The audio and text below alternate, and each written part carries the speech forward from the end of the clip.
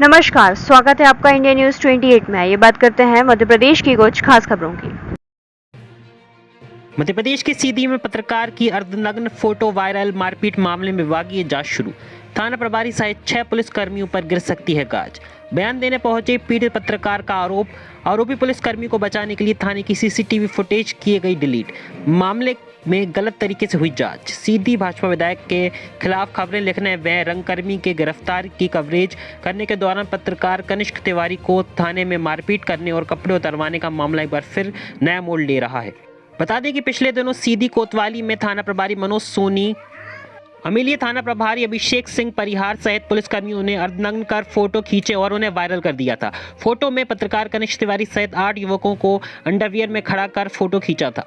घटना को लेकर जहां चारों ओर भाजपा की किरकिरी हुई थी, वहीं पत्रकार में काफी आक्रोश देखा गया। मामले को तूल पकड़ते देख मुख्यमंत्री के आदेश पर कार्रवाई की गई थी व जांच के आदेश दिए गए थे, जिसके बाद थाना प्रभारी मनोज सोनी, अमीलिया थाना प्रभारी अभिषेक सिंह परिहार और एक सब इंस्पेक्टर सहित कुल 7 पुलिसकर्मियों को खानापूर्ति करते हुए लाइन अटैच किया गया था। रीवा संभाग ब्यूरो राजीव तिवारी की रिपोर्ट। ओके, कनिष्क जी, क्या कुछ मामला था? आप अभी फिलहाल में यहाँ सिंगरौली पुलिस अधीक्षक कार्यालय आए हुए थे। मैं कनिष्क तिवारी वही पीड़ित पत्रकार हूँ जिसके साथ बीते 2 अप्रैल 2022 में हमारा चीरहरण ही नहीं बल्कि पत्रकार बिरादरी का पूरी तरीके से चीरहरण किया गया था। और ये लगातार हम आज भी प्रताड़ित हो रहे हैं। प्रताड़ना के उस दौर की पराकाष्ठा तो हमसे पार की ही गई थी उन 17 घंटों में, जब हमें लॉकअप के अंदर बंद किया गया था। मानसिक, शारीरिक हर तरीके से प्रताड़ित किया गया था। हमारी तस्वीरें वायरल करके हमें सामाजिक भी प्रताड़ित किया गया। सामाजिक सम्मान और सारी व्यवस्थाओं को बिल्कुल ख़त्म कर दिया गया। लेकिन आज 8 महीने बीत जाने के बाद भी हमारी स्थिति ये है कि हमें न कोई सरकारी मदद है, न कोई व्यवस्था मिली है, न कोई सुरक्षा मिली है।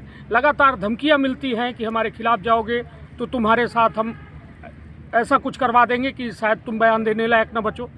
हम रीवा में रहने लगे। मैं माखनलाल चतुर्वेदी संचार राष्ट्रीय विश्वविद्यालय का छात्र हूं और MA जर्नलिज्म कर रहा हूं। बार बार यहां से नोटिस आती है सिंगरौली SP के यहाँ से कि आपको बयान देने आना है, कथन देने आना है, विभागीय जांच चल रही है। सवाल सबसे बड़ा मेरा ये है कि आखिर कितनी बार ये बयान लिए जाएंगे, कितनी बार कथन लिए जाएंगे, जबकि सारी बातें वस्तु स्थिति स्पष्ट हो चुकी है।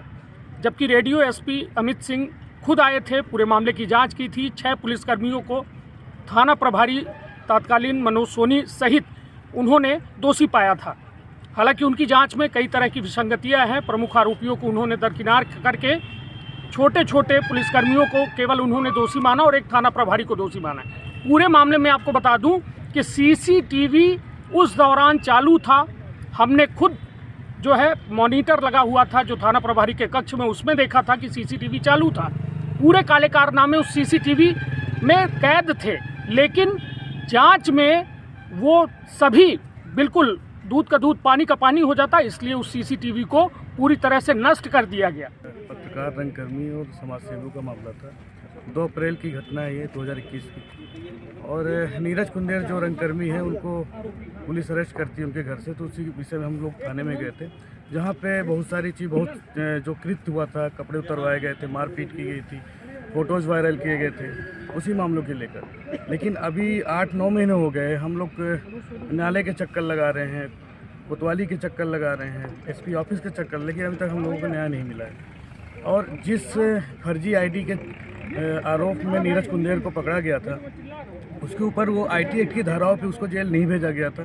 वो बाद में मुझे जानकारी मिली, हम लोग के साथ जब हम लोग लॉकअप में थे तो बाद में हमको ये जानकारी मिली, उन्होंने बताया कि ये आप लोग पूछ रहे थे तो ये धाराएं लगी है। तो हमने उनसे यही सवाल किया था TI साहब से कि सर आप उनको 151 लगा कर क्यों भेजा गया? तो उन्होंने फिर जवाब नहीं दिया। उसके बावजूद हम लोग के साथ मारपीट करते हुए फिर अंदर लॉकअप में डाल दिए थे। और उसके बाद जब वो नीरज कुंदेर सेंट्रल जेल में थे, पड़रा में, सीधी में, उसके बावजूद वो ID जो फेसबुक ID तो एक्टिव थी, उससे पोस्ट आ रही थी उसके, लेकिन आज तक उस पोस्ट के विषय में नहीं पुलिस ने ध्यान दिया कि किस व्यक्ति ने पोस्ट डाली है। फर्जी तरीके से नीरज कुंदेर को फंसा करके उसको जेल भेज दिया गया था। और हम लोग के ऊपर भी IPC की धाराएं उसी दिन लगाई गई थी अलग से। 151 लगा करके हम लोग को लॉकअप में रखा गया 18 घंटे। और जो आईपीसी की धारा लगी आज तक उसका चालान नहीं पेश किया गया। और कभी सिंगरौली मुझे बयान के लिए बुलाया जाता है, कभी सीधी बुलाया जाता है। और अमित सिंह वरिष्ठ पुलिस अधीक्षक एसपी थे जो भोपाल से आए थे पुलिस मुख्यालय से, तो वो भी आए थे। उन्होंने भी अपना निष्कर्ष दिया हुआ है जांच के बाद कि थाना प्रभारी को ही आरोपी बनाया गया था, मनोज सोनी जी को। आज तक उनके ऊपर एफआईआर नहीं हुई है। अगर एफआईआर नहीं हुई तो क्या वो निर्दोष हैं? अगर दोषी हैं तो एफआईआर होना चाहिए। और मुख्यमंत्री जी ने भी आश्वासन दिया था, उन्होंने निलंबित किया था मुख्यमंत्री माननीय शिवराज सिंह जी ने कि जो भी है तो ऐसा बर्ताव होगा तो बिल्कुल नहीं बख्शे जाएंगे। तुरंत अभिषेक सिंह परिहार और मनोज सोनी जी को निलंबित